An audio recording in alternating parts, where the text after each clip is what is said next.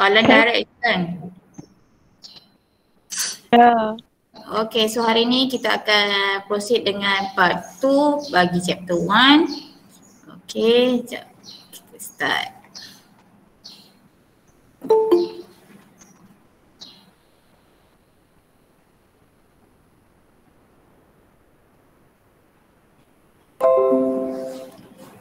Okay, untuk chapter 1 introduction, so sebelum ni yang masa first part 1 kita belajar tentang fisiologi, anatomi dan juga homeostasis. Okay, termasuk juga gland yang ada di dalam badan. Dan semua orang ingat lagi tak ada 6 struktur terjadinya manusia ataupun struktur organism, apa dia? Boleh tak siapa-siapa bantu?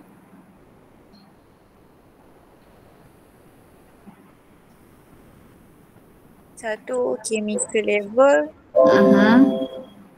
Lepas tu cellular level, tissue level, organ level, system level, organism. Okay. Alright, so good. Maksudnya semua orang kena betul-betul faham dan betul-betul boleh menguasai chapter 1 part 1. Okay, yang tu basic foundation, very basic. Okay, now we proceed to chapter 2. This one dia lebih masuk kepada chemistry. Okay, basic chemistry and overview of cell and tissue. Yang ini, this chapter, this part selalu sangat ditanya di dalam final ataupun test. Okay, so please take note. Alright, so basic chemistry. Chemistry, macam Madam bagi tahu previous class, di dalam human system you have to know the terminology of each term yang digunakan di dalam biology. So untuk this chapter part 2 kita gunakan chemistry. Chemistry the science that deal with the composition of matter and the changes that may occur in that composition. So what is matter? Matter is anything that has mass and takes up space. Okay. So next, chemical element. So the simplest form of matter, chemical element ialah simple form of matter. Cannot be broken down into a simplifier from by ordinary chemical means. So contoh untuk chemical element, we have gold, silver, hydrogen, oxygen. So di dalam dunia ni ataupun dekat badan manusia sendiri, we have 26 element present in our body. Right? So such as apa yang ada di elemen chemistry di dalam badan manusia ialah okay, kita ada oksigen, carbon, hydrogen, nitrogen. So 96% di dalam badan manusia ada oksigen, carbon, hydrogen dan nitrogen. So 3.8% we have calcium, phosphorus, potassium, sulfur, sodium, chlorine, magnesium and iron. So another 0.2% is additional 14 elements such as zinc, manganese, fluorine dan etc. So chemical element ialah elemen yang paling kecil di dalam badan manusia. Kita tak boleh dah nak pecahkan elemen ni. Okay, so chemical element dia ialah elemen paling kecil di dalam badan manusia yang kita panggil matter, ataupun kalau bukan badan manusia pun dekat dalam bentuk muka bumi ni segala bentuk benda ataupun matter, okay, di dalam matter tu ialah gabungan chemical element. So macam badan manusia lah, daripada ionic bonding gabungan ni akan membentuk dan yang ada 6 levels tersebut. Okay, yang ini structure of atom. So atom is the smallest unit of matter. Okay, smallest maksudnya unit yang paling kecil. Kalau unit yang paling kecil dalam badan manusia apa dia?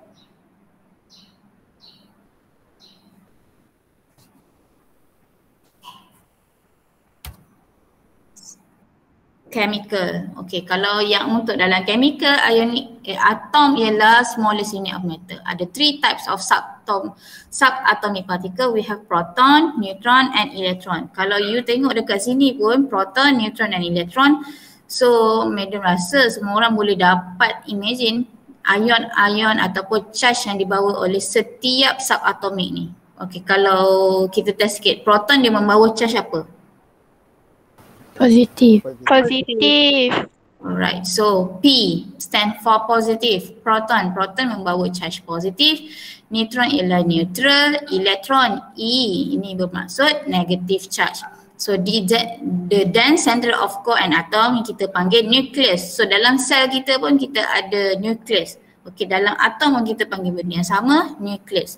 So positive charge proton P plus and the uncharged neutron, it means neutral is neutron and not. Okay, negatively charged electron is this one, electron move about in large space surrounding the nucleus. So you nampak structure atom dekat sini.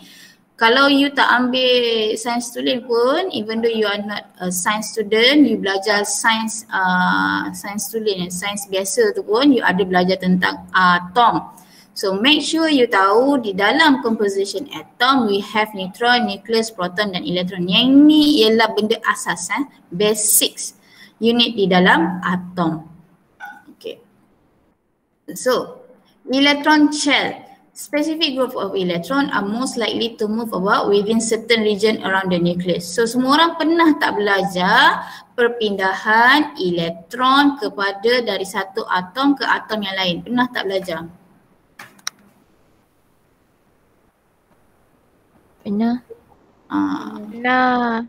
Okey, pernah. So sama ada dia menerima atom untuk menjadikan dia stable ataupun dia membuang, bukan menerima atom. Dia menerima elektron atau membuang elektron untuk menjadikan atom tersebut stable. So, okay, dia ada beberapa shell bergantung kepada kalau you pernah belajar, kalau you pernah tengok periodic table, so dekat situ boleh menentukan dia berada di shell yang keberapa, group yang keberapa. So first shell basically dia consists of 2 electrons, second shell 8 electron, third shell 18 and fourth shell is 32 electron. Okay, so inner shell yang paling dalam, paling dekat dengan nucleus, we call that inner shell. Okay, so first shell ni, 2 electron ni ialah yang paling dekat dengan nucleus. Okay, atomic number and mass and number. So atomic number, the number of proton in the nucleus of an atom distinguish the atom of one element from those of another. Okay, so for example, dia bagi kat sini Na+. Na+ ni apa? Sodium ke potasium?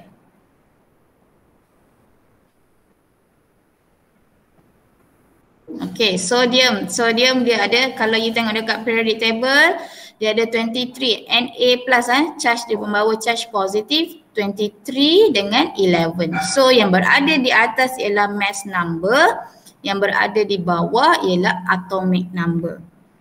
Okay, so ini ialah simbol potasium. Kita tak tulis potasium ejaan penuh. Na stand for potassium. So mass number is the sum of its proton and neutron. So gabungan proton dan neutron akan membentuk mass number. So kalau 23, agak-agak macam mana dia punya susunan proton neutron? Boleh imagine tak tu?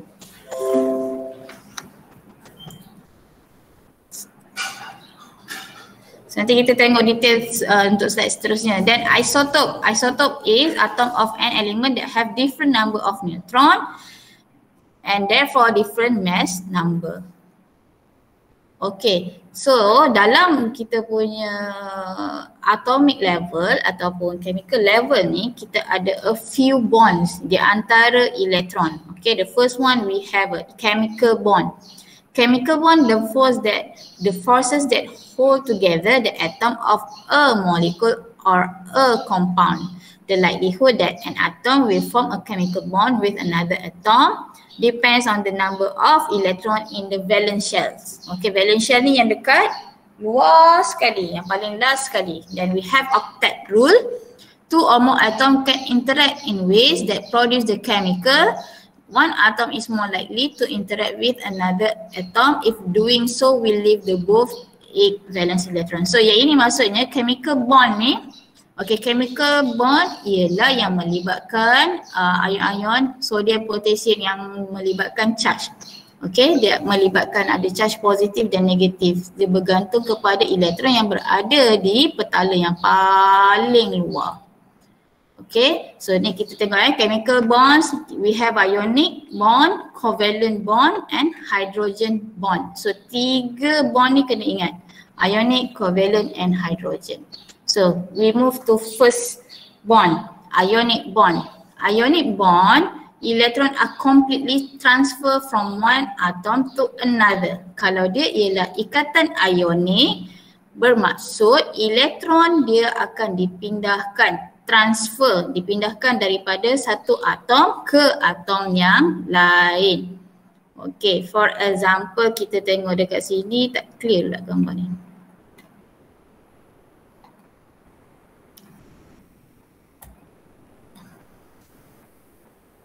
Okay, tak apa, tak nampak. Semua orang nampak tak gambar?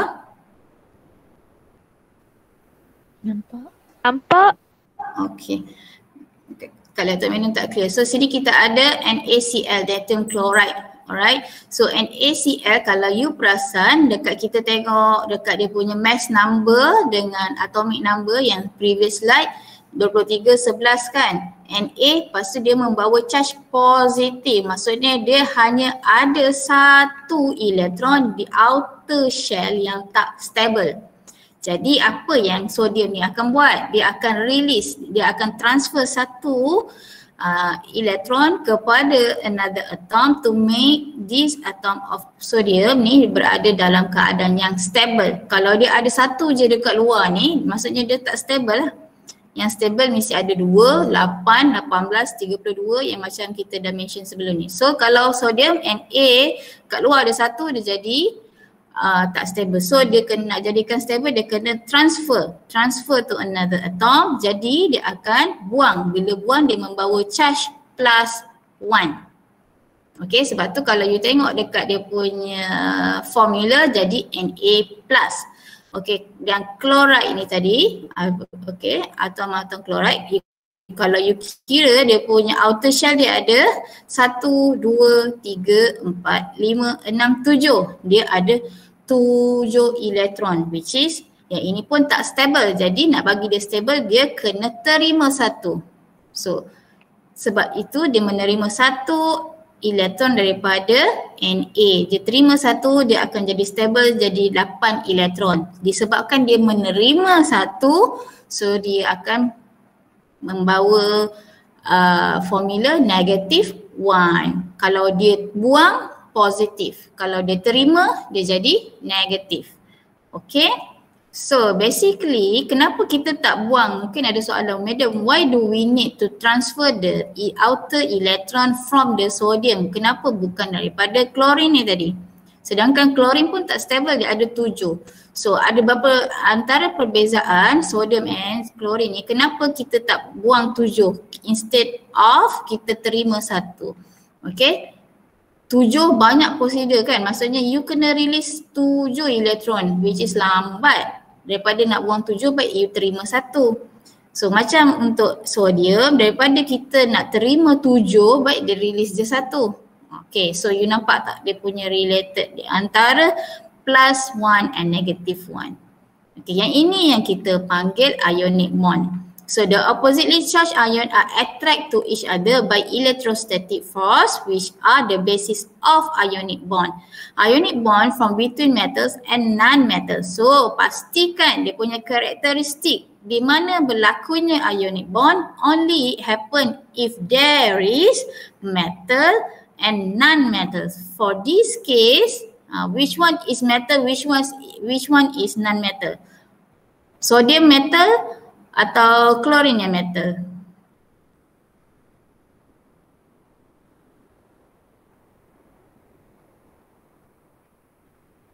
Sodium.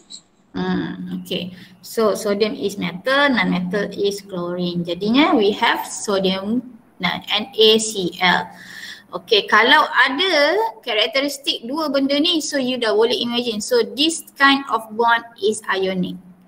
Okay, in naming sample ionic compound, the metal is always first. Okay, di dalam ionic bond ataupun mana-mana sahaja kalau you jumpa chemical formula di mana metal tu dekat depan dan dia punya yang belakang tu automatic dia akan jadi non-metal, that one is ionic bond. In solution, so secara summary-nya, ionic compound is easily conduct electricity. Senang untuk dia mengalirkan charge elektrik. Why? Sebab kedua-dua atom yang terlibat menghasilkan dia ada energy transfer. Dia ada, macam kita tengok tadi, dia ada +1, -1. Dia membawa charge. Bila dia membawa charge, dia senang untuk conduct electricity. Okay?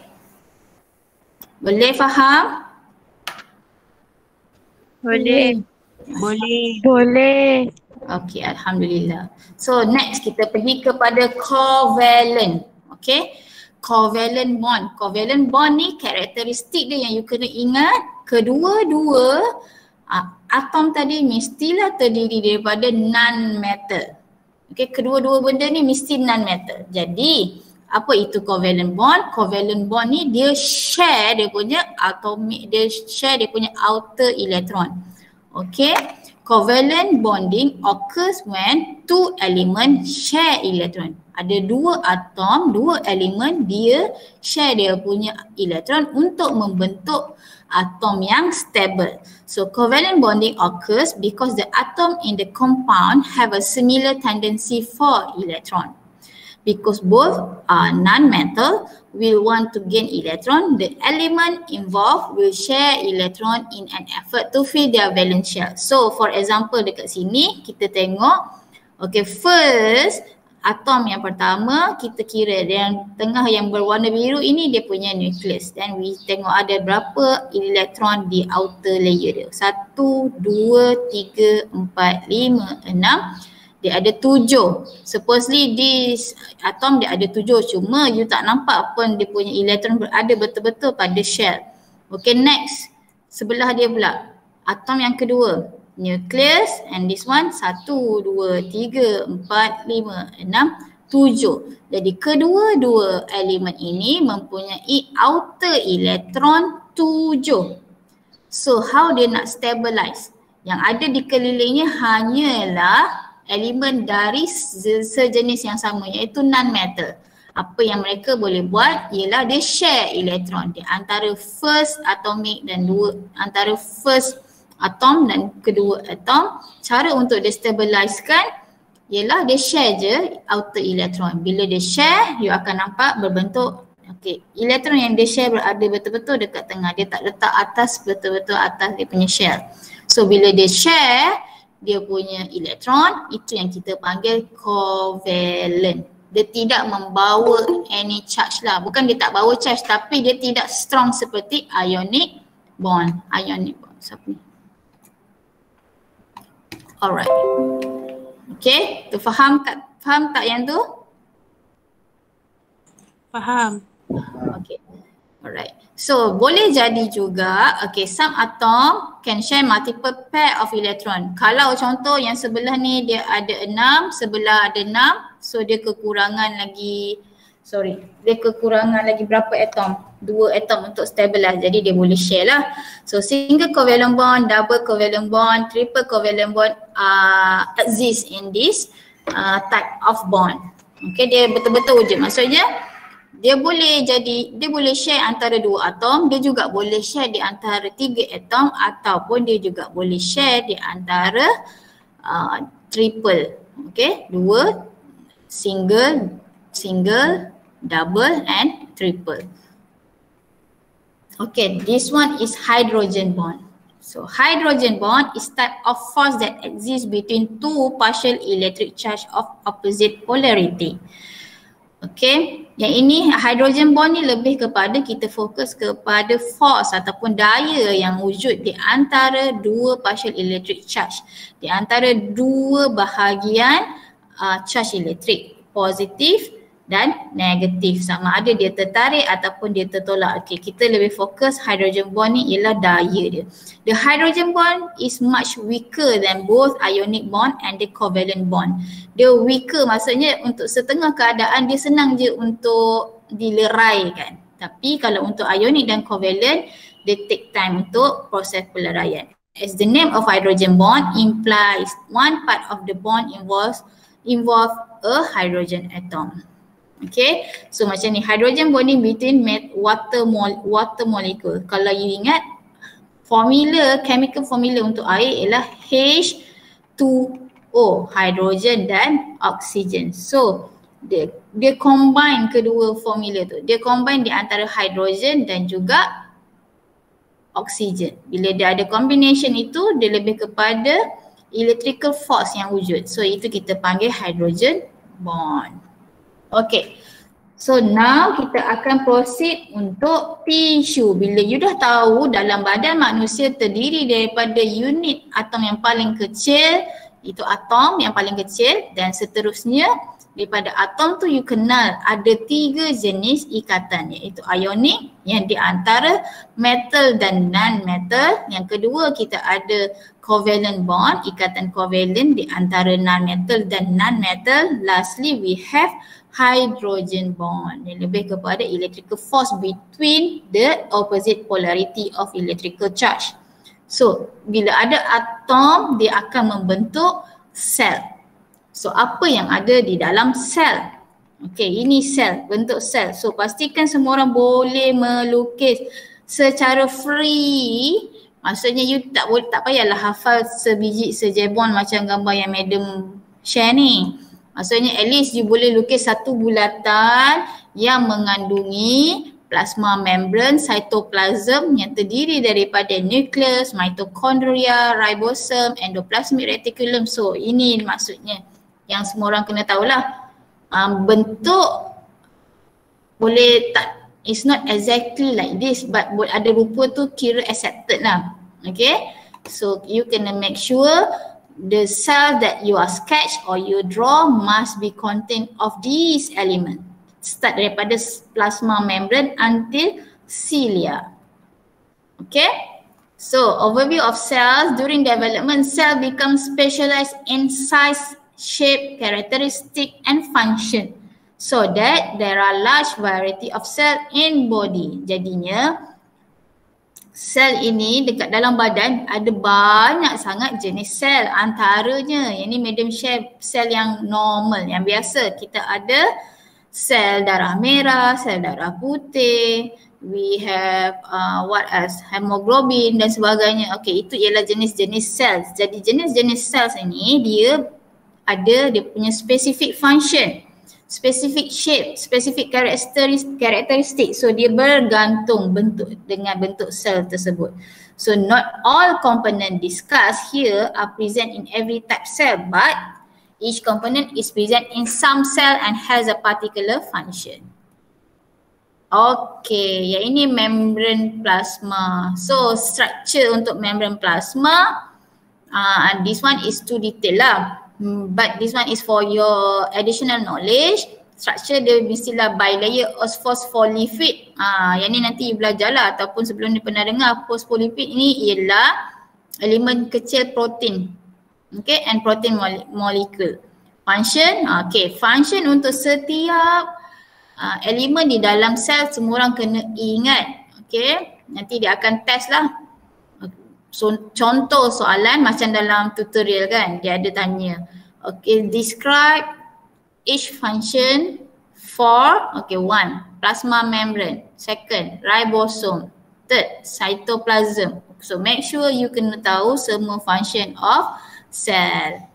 Kalau untuk plasma membrane, dia maintain integrity of cell. Fungsi dia untuk control passage of material into and out the cell. Kalau cytoplasm, function dia medium for chemical reaction, suspending medium for organelle. And this one is nucleus, they contain DNA. Ini medium tak boleh nak bantu how you want to remember all these things. Apa sahaja cara are accepted. Maksudnya mungkin the certain student dia boleh mengingat apa yang dimaksudkan dengan function for each criteria dengan membuat latihan banyak kali. Ada certain student dia prefer untuk duduk, stay, baca note dan hafal. This one is depend on your skill lah, which one yang prefer, which one do you prefer. Okay, at least function ni semua orang kena ingat. Okay, this one is mitochondria. We have ATP synthesis. ATP is one of energy.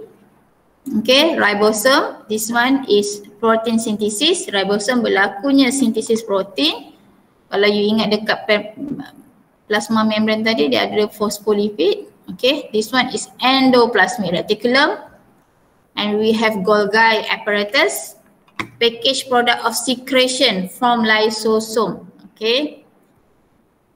So daripada Golgi apparatus barulah boleh terbentuk je lysosome. Okay, ini the digest material taken into cell. Yang ini, okay, kalau you tahu basic ataupun kalau you tahu the structure of cell, maksudnya you dah boleh adapt. Setiap benda yang berlaku dalam badan manusia, semuanya berlaku di sel.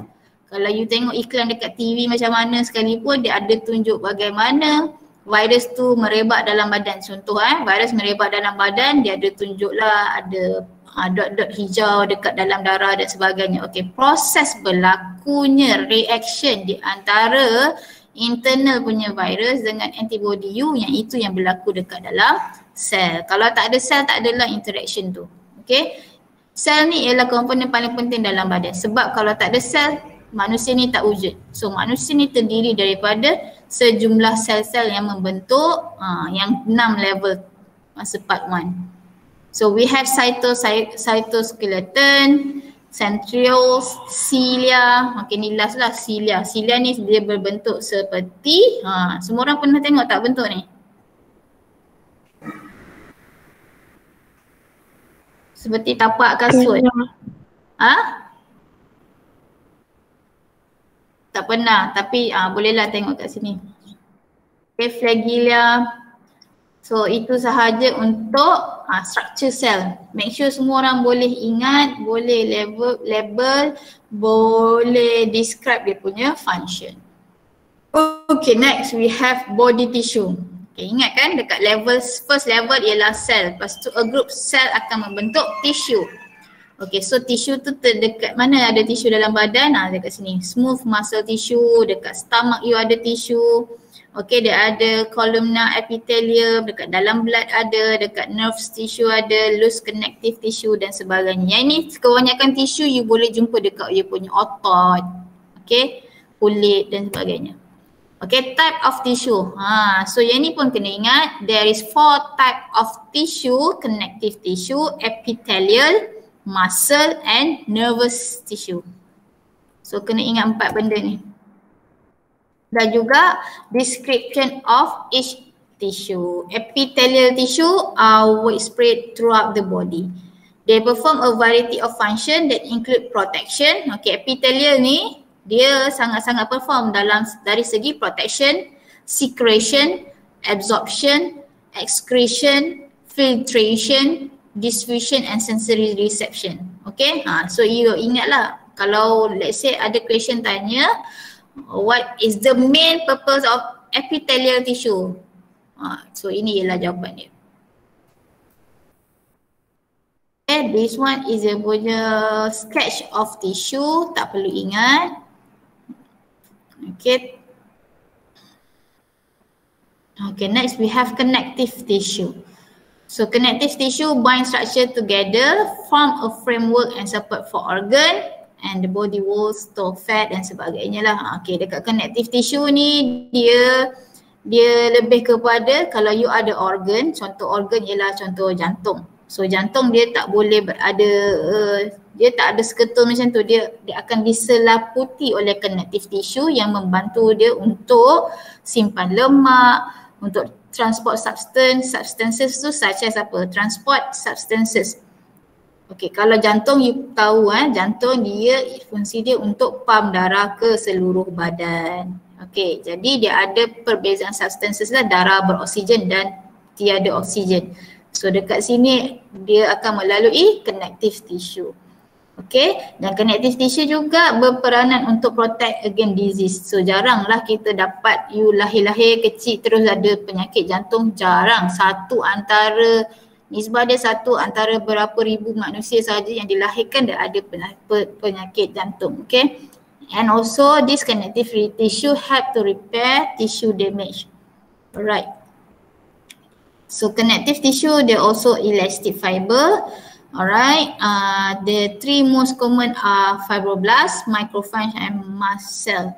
So kalau you tengok kepada slide ni sangat-sangat detail lah dia punya sel yang dia bagi tahu. Tapi madam just highlight kan yang you kena tahu tadi structure tissue, you kena labelkan semua benda dan tahu each function.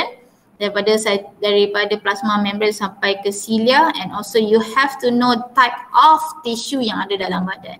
So kita ada 4, epithelial, connective tissue, muscle tissue, and lastly we have nervous tissue. So pastikan you kena tahu 4 jenis tissue dan function untuk keempat-empat tissue ini. Okay, boleh?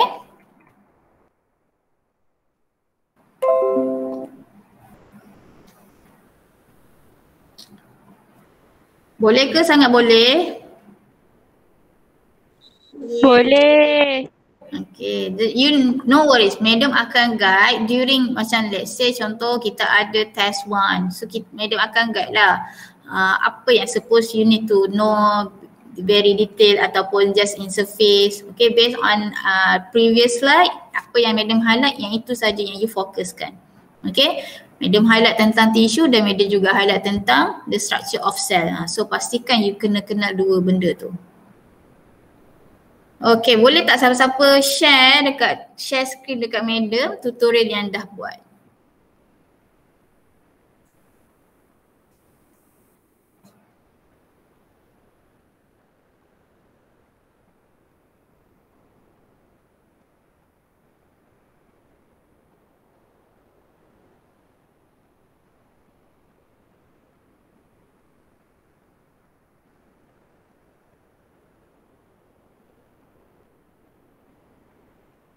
Tak ada siapa nak share ke?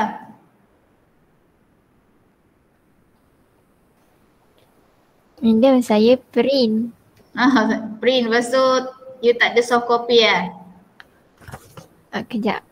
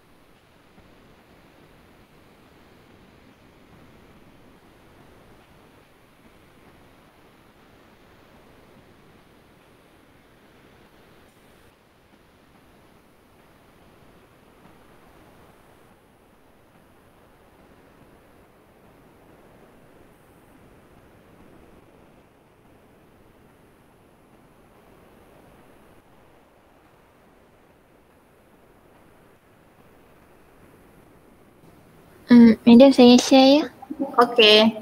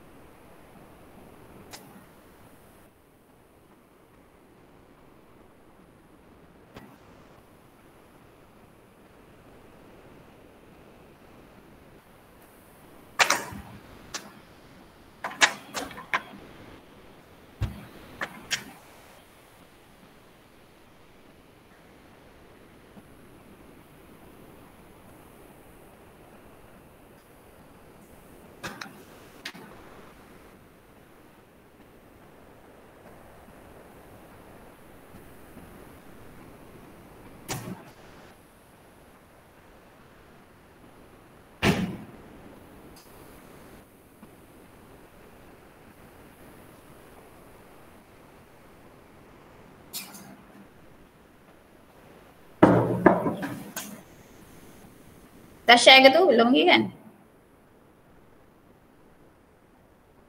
Belum.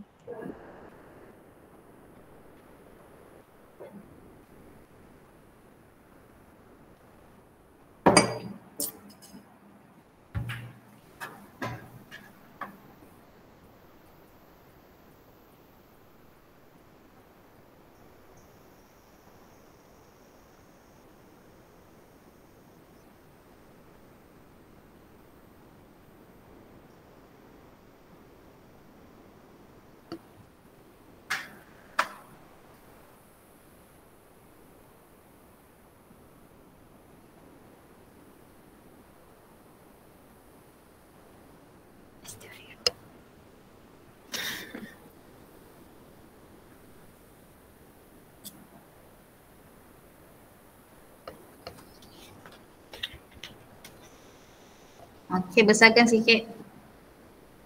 Nampak tak medium? Nampak. Ni Aina besarkan percentage dia tu. Okay, nice. Alright. So everyone, so make sure you check tutorial masing-masing based on our discussion, okay? Alright, number 1, outline of the definition, anatomy. So, what is anatomy? Macam Aina jawab sini, semua orang kena tahulah, ni simple je lah. Pada madam chapter 1 ni simple, tutup mata boleh jawab. Okay, anatomy, the study of shape and structure of the human body and its part. So kalau macam tadi, you belajar shape and structure tentang cell especially, dan juga elemen di dalam badan iaitu atom. So next we have physiology. Physiology is the scientific study of the function of process of living things. So macam tadi, contoh kalau bahagian fisiologi, structure cell, you kena tahu function dia. Function tu kita panggil fisiologi. Okay, next we have biology, the study of life and living system. Okay, 2 marks. And then the homeostasis, the body's ability to maintain relatively stable internal condition. Alright. Okay, semua orang dapat jawapan ni lah. Tengok dalam slide ada jawapan. Okay, next number 2. Yang ini kitanya sistem. Ada structure system, ada 6 level tu. Start dengan chemical level, betul. And then gabungan chemical level akan membentuk sel. Gabungan atom membentuk molekul, gabungan molekul membentuk sel. Gabungan sel membentuk tisu, tisu, betul. Gabungan tisu akan membentuk organ. Dan gabungan organ ni akan membentuk sistem, dan akhir sekali barulah terjadinya manusia, organism level. Okey, betul, 12 markah. Yang ni kat chapter 1 part 1. Dia suruh define receptor. Receptor, a body structure that monitors changes in a control condition and send input to a control center. Okay, betul. Control center sets the range of value within which a control condition should be maintained, evaluate the input in it received from receptor and generate output command when they are needed. Okay, contoh control center dekat badan apa dia?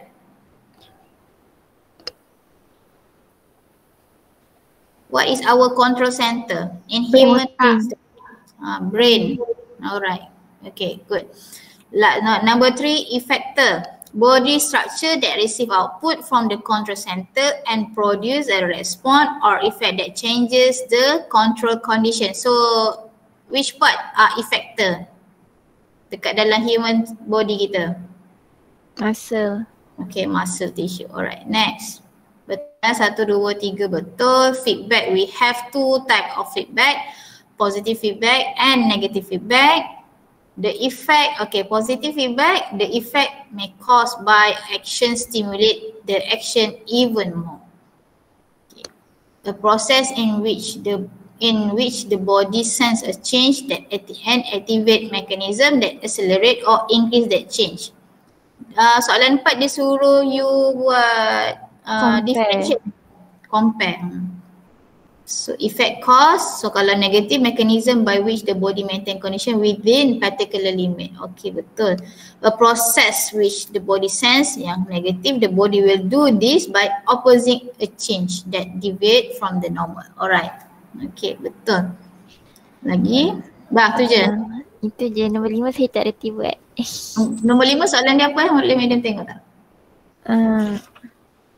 Chemical bond. Oh, chemical bond, jap Madam share. Okay, Aina, thank you for sharing. So Madam harap semua orang boleh dapat jawapan tadi. Madam buka tutorial jap.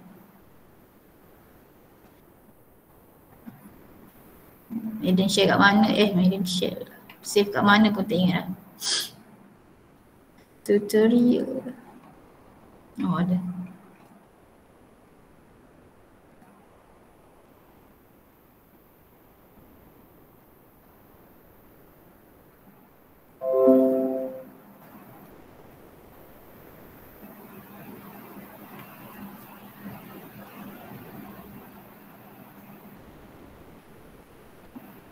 Okay, yang ni kan? Yep. Alright, so tadi kita dah compare and now we proceed to referring to figure 2, discuss 3 type of chemical bond. Okay, so yang ni kita baru je belajar tadi. Okay, part 2. Kita tengok gambar rajak. A, sodium chloride, table salt. Ini ialah kandungan garam. Garam tu saintifiknya kita panggil natrium chloride lah. So this one Na, dia ada dekat outer layer dia ada satu sahaja elektron untuk sodium. So yang kedua untuk chlorine, dekat outer layer dia ada 7 elektron. Hasilnya you akan dapat natrium, dia ada positive charge, dia ada 1. Macam Madam cakap tadi, kalau dia ada plus 1 maksudnya dia buang dia punya elektron. Kalau dekat yang ni dia ada negative 1. Okay, kalau you tengok yang kat positif ni dia dah tak ada dah elektron dekat outer layer dia. Okay, kalau dekat chlorine ni you tengok outer layer untuk elektron dia ada 2, 4, 6, 8. And then charge dia bawa pula tinggal negative 1. Ada satu sahaja negatif. Kalau negatif tadi Madam kata maksudnya dia terima elektron. So yang ini kita panggil dia sebagai apa jenis ikatan dia? Ionic. Okay. Ionic bond. Alright. So untuk A ialah ionic bonding. Between sodium is metal, chlorine is non-metal. Itu karakteristik dia. Okay, next kita ada chlorine gas. Okay, ni gas chlorine yang you hidu. Okay, dia maksudnya kedua-dua ni ialah non-metal. Okay, tu dah ada satu hindan. Kedua-dua atom ini non-metal. Kalau antara dua benda melibatkan dua non-metal, maksudnya dia akan jadi covalent bond. Tengok ni, outer layer dia ada 7, outer layer yang satu lagi atom pun ada 7. Jadi dia combine, maksudnya dia share outer layer punya elektron dan kedua-dua atom ini menjadi stabil. So this one kita panggil dia ikatan covalent. Covalent. Okay, good.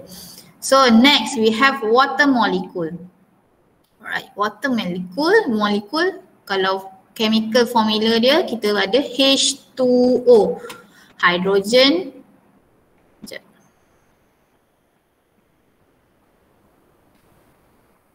Kita ada H2O. Yang ini chemical formula. Untuk air. So kita ada 2 hidrogen, ni 1, 2 hidrogen dan 1 oksigen. O. So kita melibatkan macam yang kata kalau untuk kedua-dua benda yang melibatkan yang ni Ia ataupun kita panggil force daya di antara positif dan negatif charge. Okay, kita kalau senang cerita kalau you nampak je hidrogen H2O, so automatik yang ini ialah ikatan Hydrogen. Hydrogen bond. Dia selalunya if I not mistaken dia melibatkan ion-ion hidrogen sahaja kalau dia ialah hydrogen bond. Okay, kalau yang ni ialah hydrogen. Hydrogen bond. Okay, boleh faham yang tu? Boleh. Okay.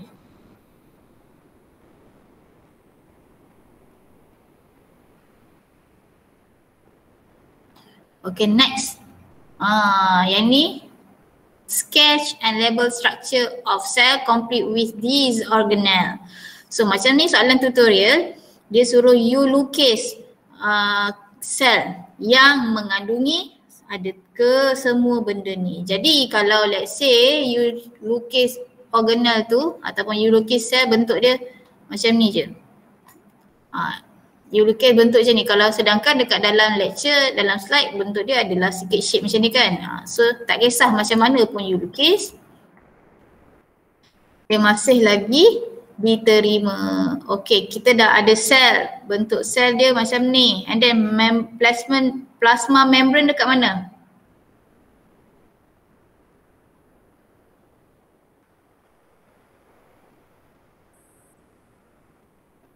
Kat mana plasma membrane dia? Kat luar? Dalam. Dalam. So plasma membrane dia bentuk apa?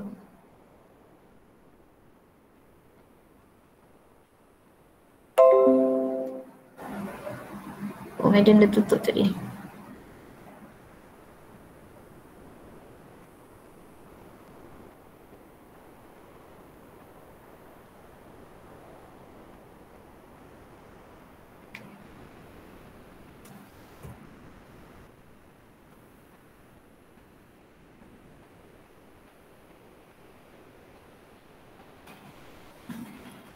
So macam ni lah gambar dia yang you kena lukis. Mana dia punya plasma membrane. Plasma membrane. Dekat luar. Okay, kat luar.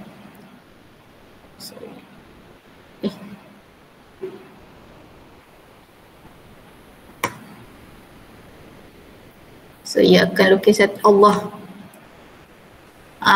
Tak boleh pula lukis kan, Mina tak pandai lukis lah. Faham? Satu, lepas tu you buat lagi ada dekat luar ni. Macam ni kan? Nampak ke Mina lukis seorang ni?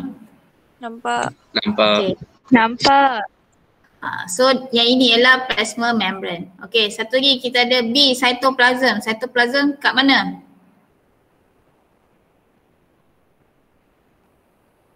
Dekat dalam. Dekat dalam, dekat bahagian mana cytoplasm? Dia yang ini basically, yang ini ialah cytoplasm. Ni yang warna-warna putih yang dekat dalam plasma membrane yang madam buat bintik-bintik biru ni. Okay, yang ini ialah cytoplasm. Kandungan di dalam plasma membrane tadi. So next kita ada mitochondria. So mitochondria mitochondria bentuk dia seperti kacang. You pun lukislah mitochondria. Letaklah dekat mana pun part you lukis. Tapi make sure bila you dah sketch, label tu kena betul lah. This one is mitochondria. And then we have nucleus. Nucleus you letaklah dekat part mana-mana sekalipun. Tapi you kena faham lah, nucleus ni ialah center of body cell. Dia mengandungi DNA dekat sini. Okay, ni ialah nucleus. So next we have lysosome. Kat mana lysosome? Lysosome dia boleh cakap dekat sini, kalau dekat slide dia dekat dengan mitochondria. So you pun lukislah. Nak bagi senang ingat, you pun lukis. Lysosome berada dekat betul-betul area mitochondria.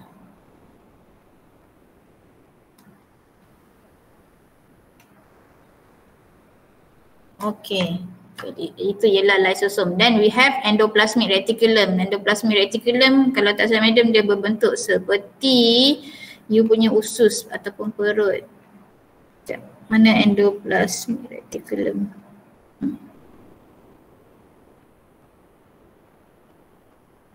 Ni. Dekat dengan nukleus. So dia dekat dengan nukleus. So you pun nanti you akan lukis lah.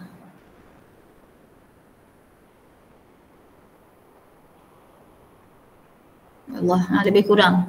So pastikan you label lah. This one is endoplasmic reticulum.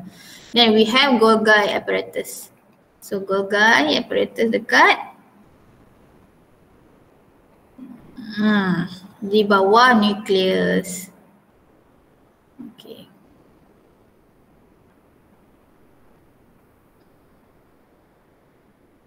So punya buatlah 1, 2. Ini ialah Golgi apparatus madam. Okay, boleh lah. Okay, next kita ada ribosom. Ribosom dekat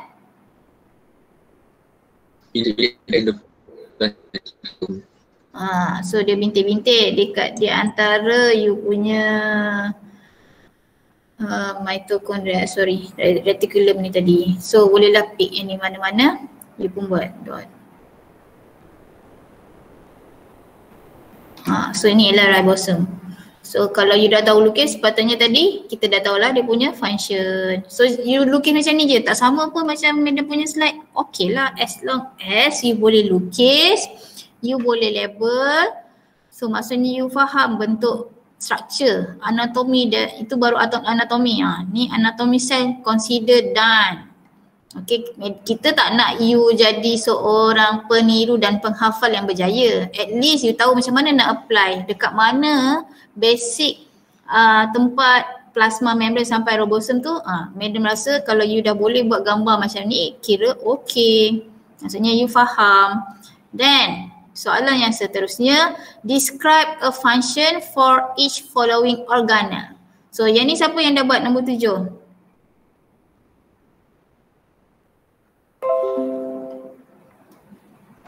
Siapa dah buat nombor 7?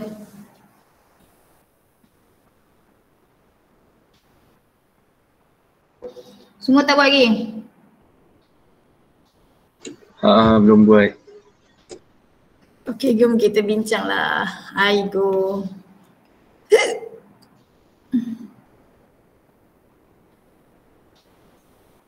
Alright, okay, kita pergi one by one lah, seorang tolong madam. Apa itu function ribosom? Protein Synthesis. Fotosintesis. Okay, fotosintesis. Bukan madam. Protein synthesis. Protein. Oh, protein Protein. sintesis. Protein sintesis. Okay. Okay, mitochondria.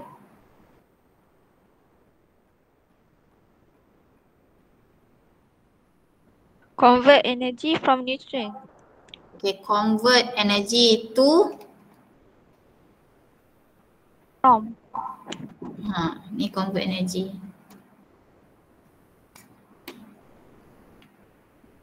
Okay, lagi rough endoplasmic reticulum. Synthesis enzyme and protein.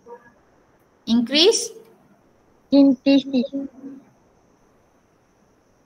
Dia tak dengar. Jom kita boleh cari kat sini.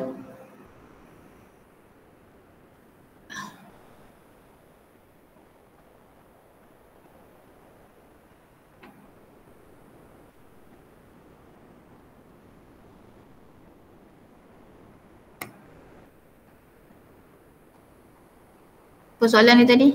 Dia pun tengok. Rough endoplasmic reticulum. Okay, function dia transport material. Okay. It's in synthesis of protein. Agent membantu sintesis, protein sintesis.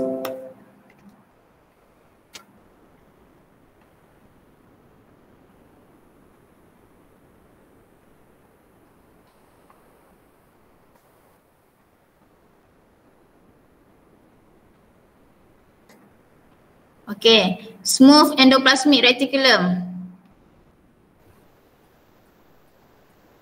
Lipid synthesis.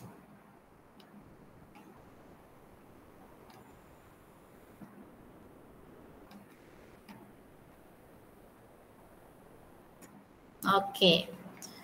So at least you tahulah ribosom untuk protein synthesis, mitochondria untuk convert energy, rough endoplasmic reticulum dia ialah H for protein synthesis.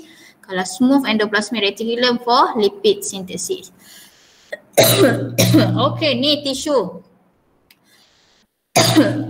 Yang ni apa? Yang A apa?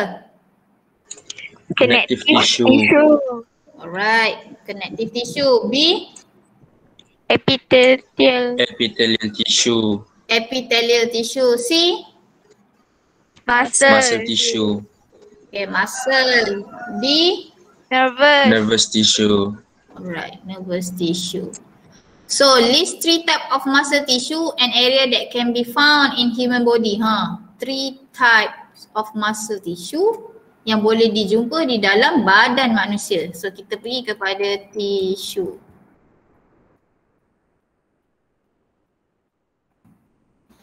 So tissue. Alright. So yang kita boleh jumpa dekat dalam badan manusia ialah dekat mana? Ni dia. Kita ada skeletal muscle, smooth muscle dan juga cardiac muscle. Yang ini yang ada dekat dalam badan manusia. Okay. 1 cardiac. Kedua smooth. Yang ketiga apa dia?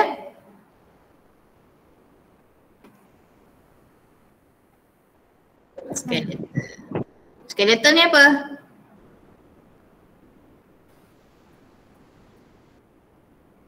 Ni tulang. Yang ni jantung. Senang kan you buat jantung. Smooth tissue ni dekat mana-mana bahagian body yang lain. Okay, boleh faham tak semua ni?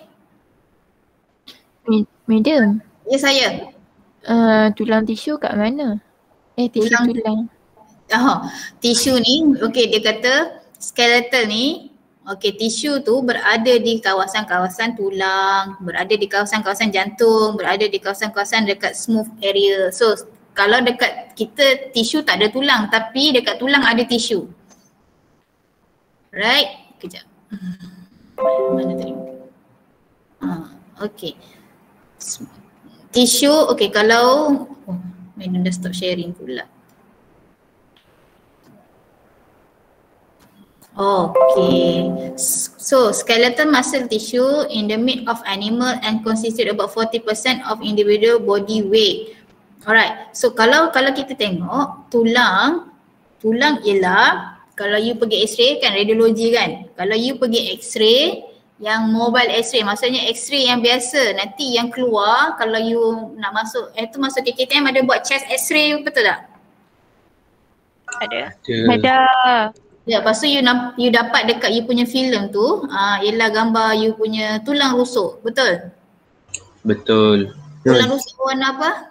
Yang dekat dalam filem tu warna putih. Okay. So x-ray dia boleh penetrate dekat bahagian badan hard tissue yang soft tissue dengan hard tissue. Hard tissue yang kita nampak berwarna putih tu, tulang you.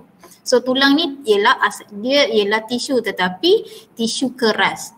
Okay, yang bahagian-bahagian lain macam semua masa cardiac muscle yang itu ialah tissue lembut. So tissue so basically kalau untuk radiologi kalau you apply kepada teknologi yang dia boleh detect nanti soft tissue dan hard tissue. So menjawab tak soalan, tulang kita ialah tisu tapi tisu keras. Tak banyak pun 40% of an individual body weight. Kalau you timbang, berat tulang you ialah 40% daripada penimbang jumlah tu. Contoh berat you 45 kg. 40% daripada 40 kg tu ialah berat tulang. Faham? Faham. Okey, lagi ada soalan lain?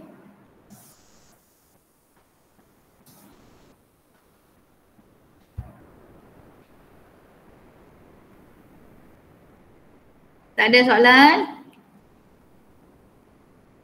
Nak tidur. Lepas ni ada kelas tak? Pukul 11 kita ada bacaan Yasin kan? Ada kelas. Kan ada baca Yasin. Siapa buat kelas? Oh, tak tahu pula ada baca Yasin tu. Sempena ulang tahun KKTM Ledang yang agak-agak dah berapa tahun dah KKTM ni?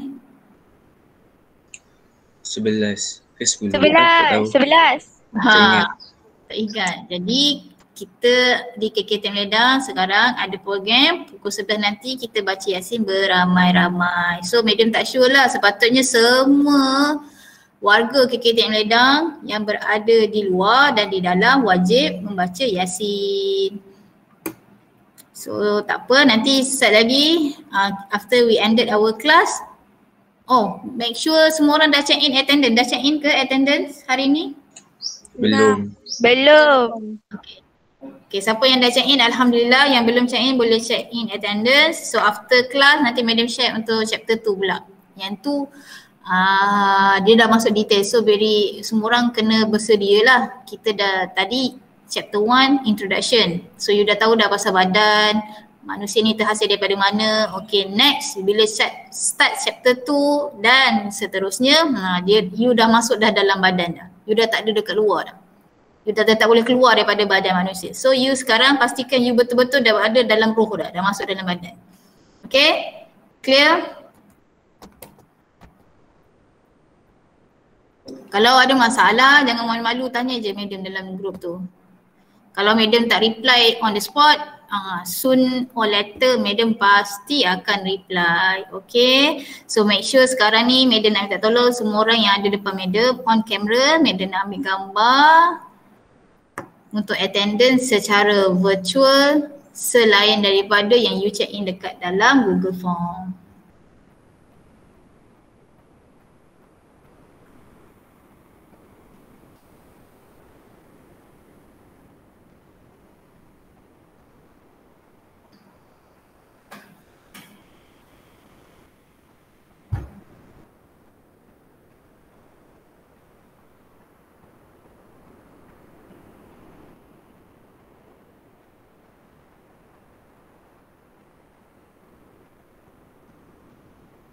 Alia, madam tak nampak lagi. Hassan tak nampak lagi. Ni Fahmi ni pada kelas hari tu madam tak nampak muka dia. Amma tak nampak lagi.